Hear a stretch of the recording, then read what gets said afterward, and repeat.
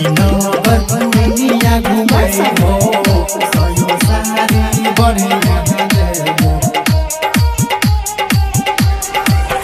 बिना तिलक के हम जइबो राजी आई लव यू कहै छियो आबे महाराजी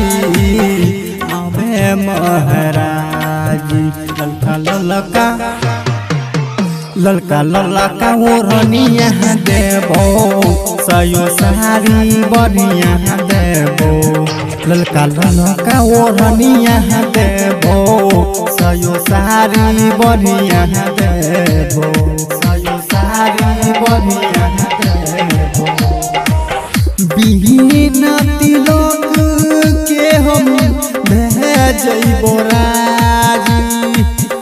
आई लव यू कहै छियो आबे महाराजी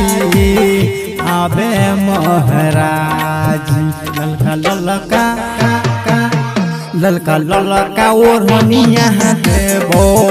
सयो सारी बढ़िया देबो हे गे ललका ललका ओढ़निया देबो सयो सारी बढ़िया देबो सयो सारी बढ़िया देबो सयो सारी बढ़िया देबो DJ Shri digital audio recording studio Bihariganj DJ सनी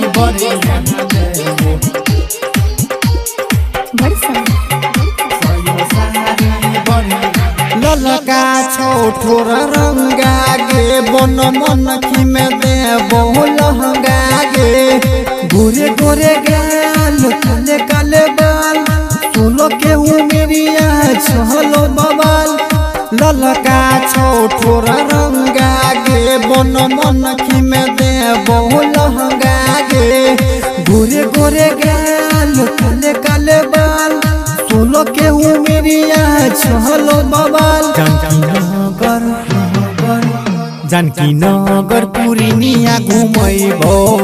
सयो सारी बढ़िया देबो जानकी नगर पुरनिया घुमैबो सयो सारी बढ़िया देबो DJ Shri digital audio recording studio Bihariganj Janaki Nagar Purnia घुमैबो सयो सारी बढ़िया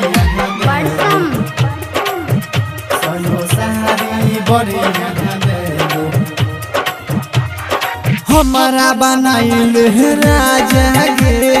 लक यही बैंड बाजा गे मानी ले तू बात यही बारात तोरे संग मनैबो हम सुहागरात हमारा बनाइल राजा गे लक यही बैंड बाजा गे मानी ले तू बात यही बारात तोरे संग मनैबो हम सुहागरात पशुपति के रनिया बनैबो संतोषी के दुल्हनिया बनैबो सयो सारी बढ़िया देबो जानकी नगर पुरनिया घुमैबो बुझले गे।